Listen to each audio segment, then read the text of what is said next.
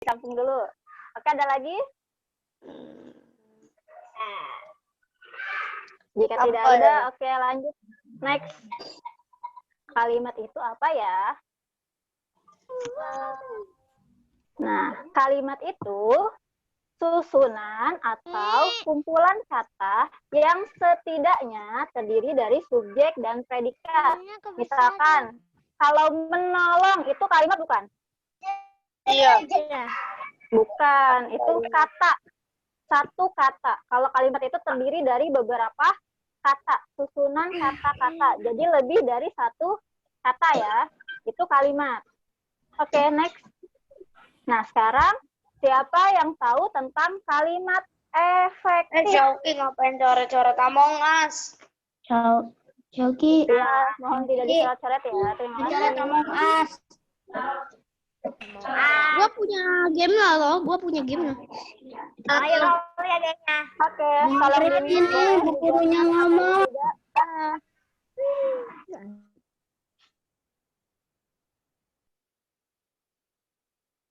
Bu Ica itu. Bu Icanya kemut juga. Oke, teman-teman ada yang tahu kalimat efektif itu apa? Tadi kalau kalimat itu kan susunan beberapa kata ya, yang terdiri dari lebih dari satu kata. Nah, sekarang kalimat efektif. Itu kalimat efektif itu apa ya? Boleh diklik, Bu Jana. Next. Kan. Nah, di sini kalimat. Nah, kalimat ini dibagi menjadi dua ya. Dibagi menjadi dua, ada kalimat efektif dan ada kalimat yang namanya tidak efektif. Nah, bedanya apa ya? Oke, next.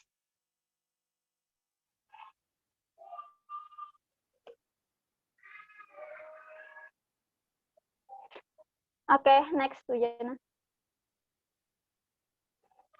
Oke, di sini kalimat efektif itu adalah susunan kata yang mengikuti kaidah kebahasaan secara baik dan benar, baik secara ejaan ataupun tanda bacanya.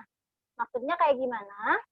Ejaannya tuh betul, kata baku ya. Misalkan, saya, aku, itu kata baku. Kemudian tanda baca, tanda titik, tanda koma, itu tepat ketika teman-teman membuat kalimat. Jadi tidak sembarangan. Misalkan saya titik, itu kan yang salah ya.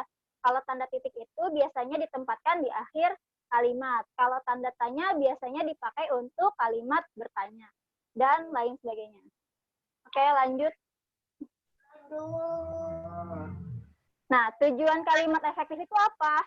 Nah, tujuannya agar teman-teman betul mudah dimengerti dan kalimatnya jelas. Jadi tidak bertele-tele ya. Tidak panjang juga. Oke, lanjut.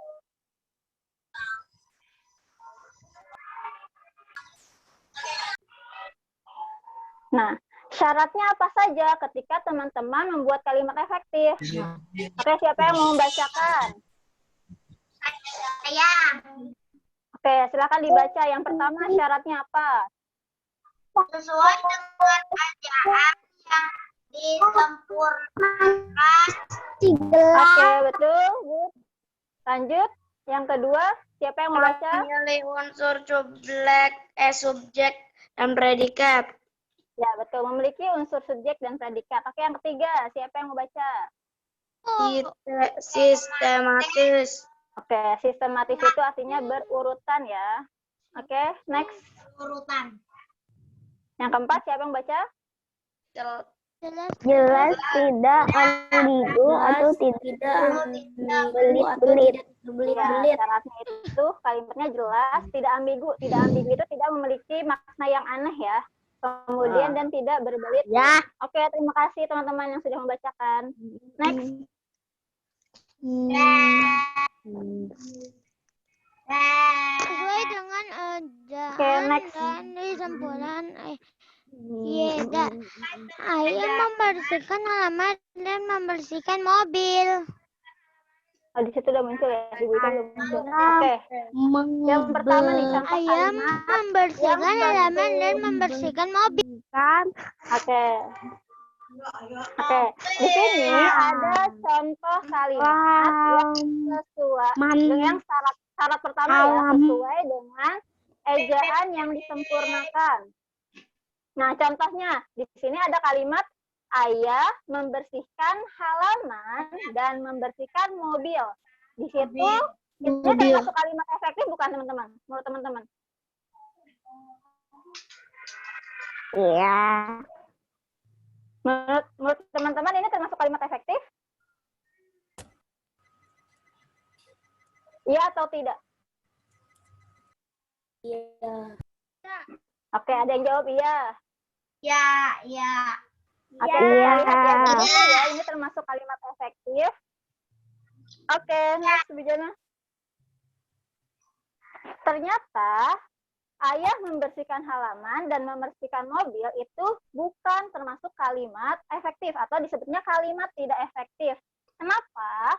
Karena di situ ada dua kata. Kata membersihkannya ada dua. Nah, itu termasuk pemborosan kata ya, atau katanya terlalu berlebihan. Jika ada kata yang sama, dibuang aja salah satunya. Jadi, nanti dibuang satu ya, misalkan di kata membersihkan mobil. Membersihkan yang satu kata lagi ditilang, dihapus. Sehingga menjadi kalimat efektifnya, ayah membersihkan halaman dan membersihkan mobil. Itu termasuk kalimat efektif.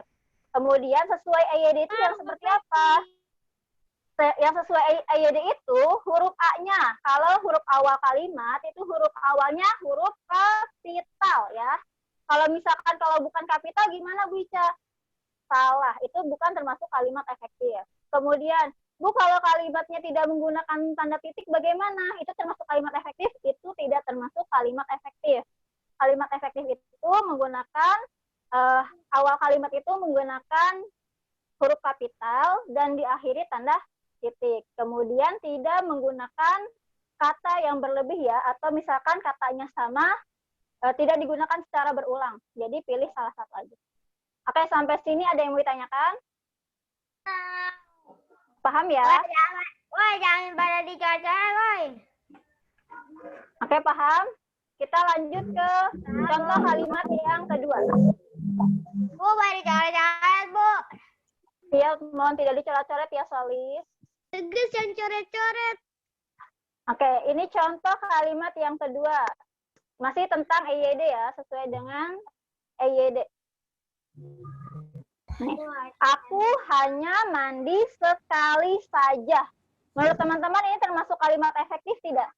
Iya. Iya. Oke, coba kita lihat betul tidak ya?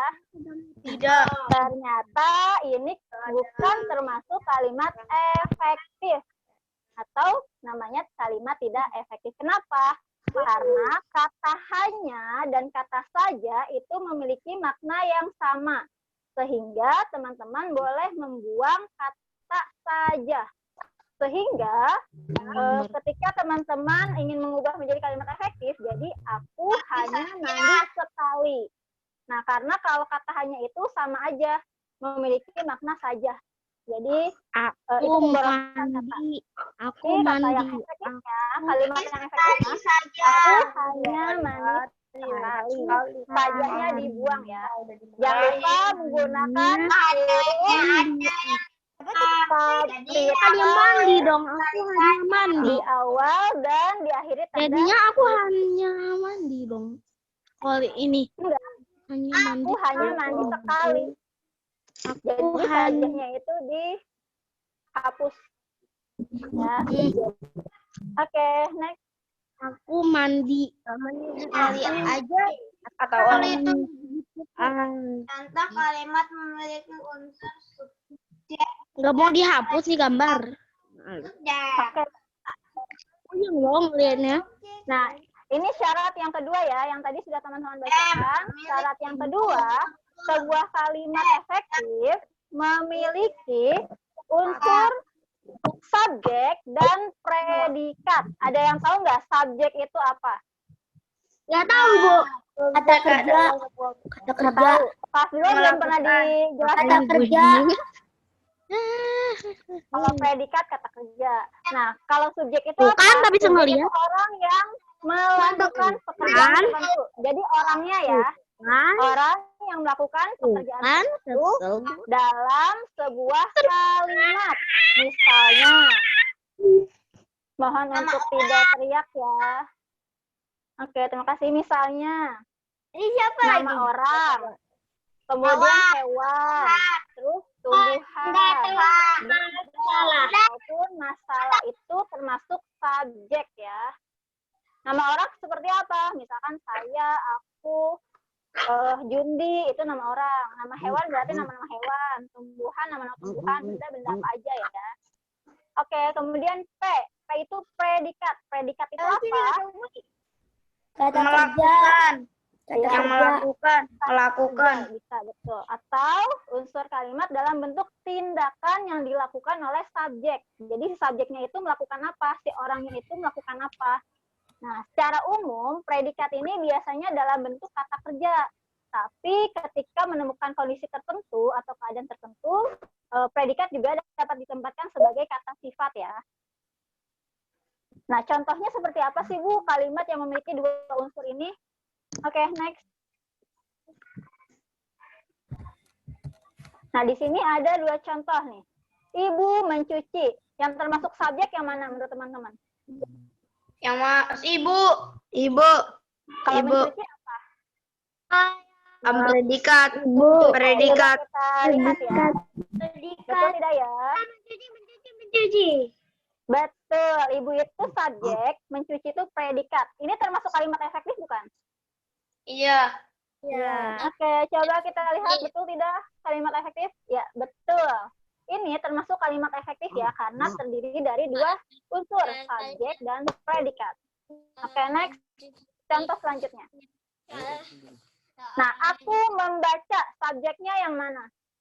Aku. Kalau membaca, Aku.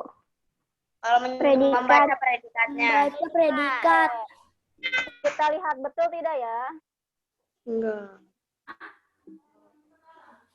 Ya, aku itu termasuk subjek, membaca itu predikat. Termasuk kalimat efektif bukan? Iya. Iya. Coba kita lihat, betul tidak ya?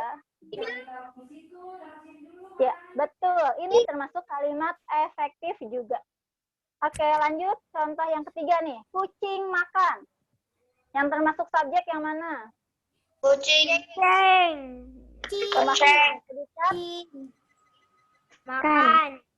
makan. Oke, coba kita lihat betul tidak? SPP. Betul, ye. Dan ini termasuk kalimat efektif. SPP. Masuk. Ya, termasuk kalimat efektif. Oke, sampai sini paham? Paham. Oke, kita lanjut ke next. Berikutnya, syarat berikutnya. Nah, selain kedua unsur tadi, ada subjek, ada predikat. Nah, ada dua unsur lagi. Ada yang namanya objek, dan ada yang namanya keterangan. Nah, objek itu apa? Objek itu unsur kalimat yang digambarkan sebagai sesuatu yang tunduk pada tindakan atau aktivitas subjek. Berarti apa yang dilakukan subjek itu akan mempengaruhi objek ya. Oke, next. Nah, kalau keterangan itu apa? Keterangan itu biasa disimbolkan dengan huruf A ya. Keterangan itu adalah unsur kalimat untuk menambah informasi pada kalimat sehingga dapat memperjelas kalimat tersebut. Contohnya, di sini banyak ya kalau keterangan ya.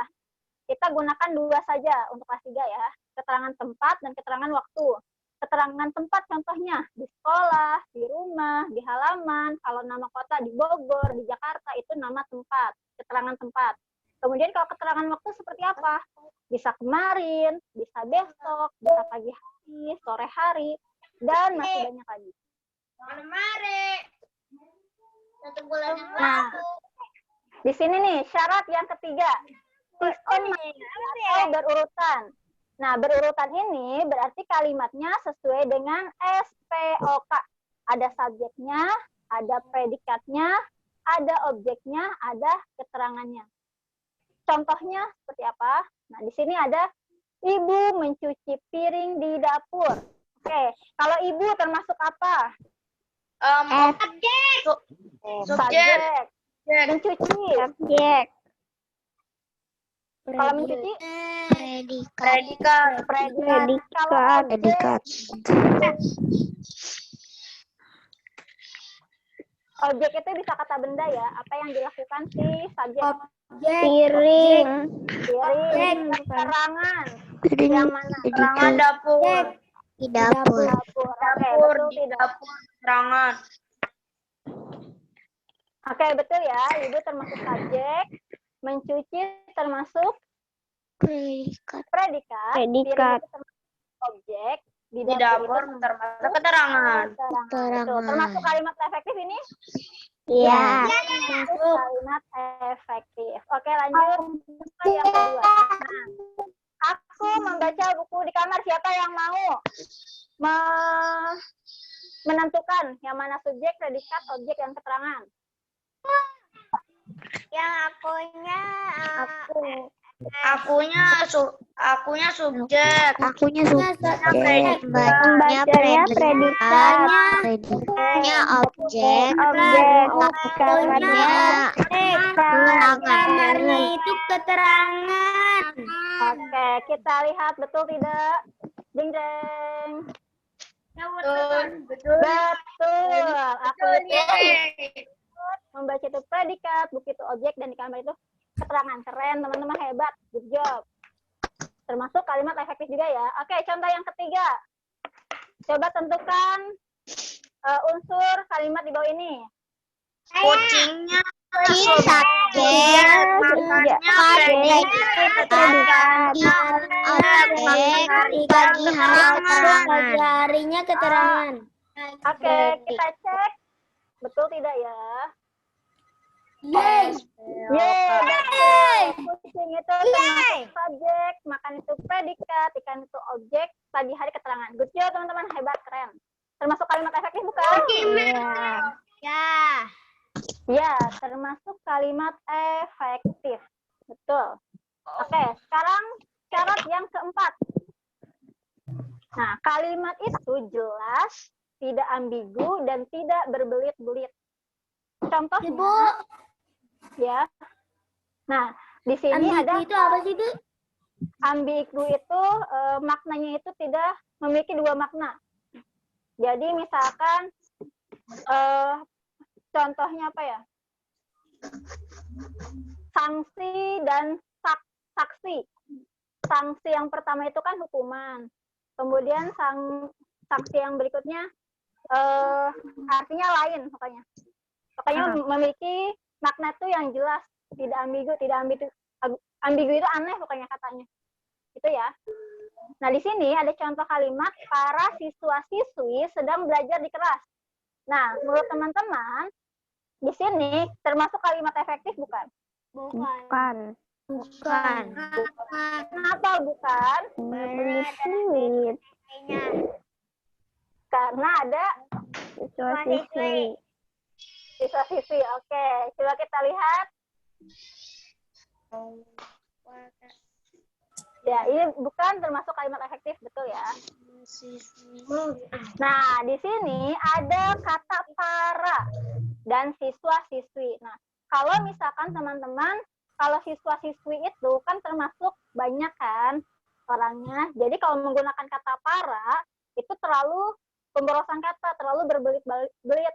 Sehingga kata para itu dihilangkan dan kata sedang juga dihilangkan. Karena itu terlalu menggunakan kata yang banyak ya, sehingga membuat kalimat tersebut berbelit-belit, jadi terlalu panjang.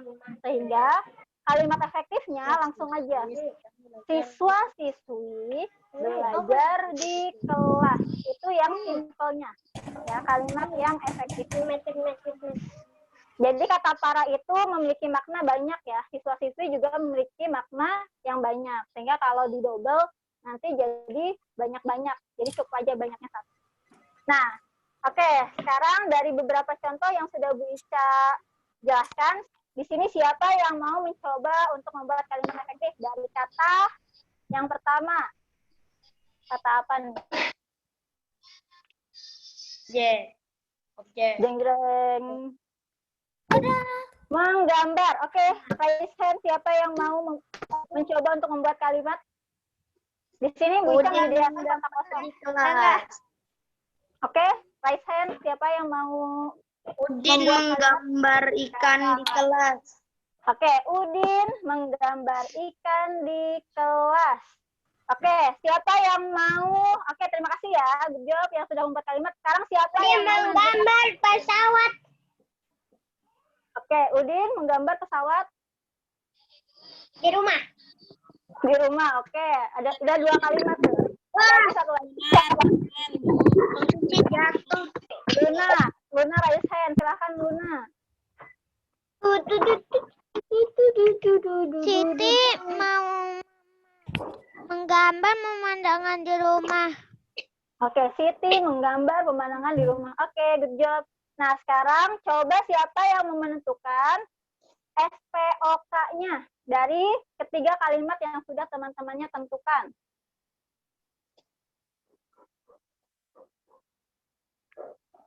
Siapa yang mau coba? Aku. Oke, boleh silahkan. Mau kalimat yang dibuat siapa? Kalau Udinnya ini subjek. Kalau predikatnya menggambar. Oke, Terus kalau di kelasnya ikannya itu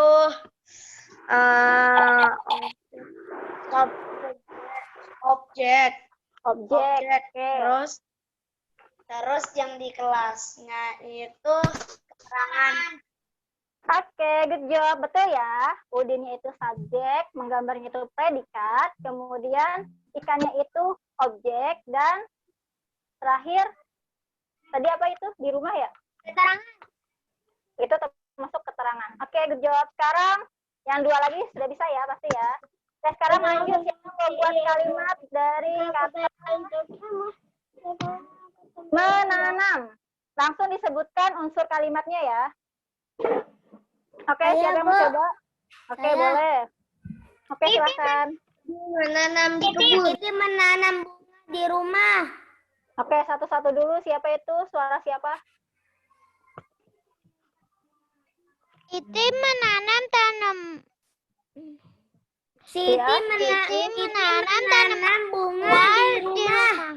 Odo menanam tanaman jahe di halaman. Oke, betul. Oke, terima kasih. Udin menanam cabai rawit di rumah. Oke, keren-keren ya. Udah bisa Siti membuat kalimatnya ya. menanam di halaman. Menanam di kebun. Oke, keren-keren kalimatnya. Oke, sekarang siapa yang mau mencoba ini? Tadi bisa pilih salah satu ya kalimatnya. Siti menanam bunga di halaman. Siapa yang mau menentukan unsur SPOK-nya? Saya. Oke, boleh, silahkan. Adanya Malika. Siti itu subjeknya. Siti itu subjeknya. Itu menanamnya itu Predikat. Oke, menanamnya predikatnya. predikat. Terus? Bunganya itu objeknya. Bunganya objeknya. Oke, terus? Itu di halaman rumahnya itu keterangan. Oke, good job. Itu siapa ya? Kakak Jundi ya? Iya, Kakak Iya. Jundi. Oke, terima kasih, good job. Oke, sekarang satu lagi nih. Tadi yang sudah membuat kalimat. Udin menanam jahe di halaman. Siapa yang menentukan unsur kalimatnya?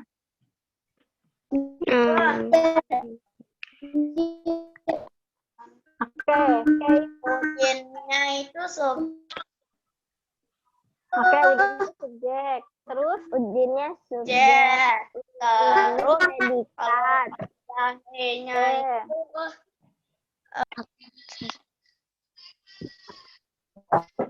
Terus? Jet. Terus satu lagi?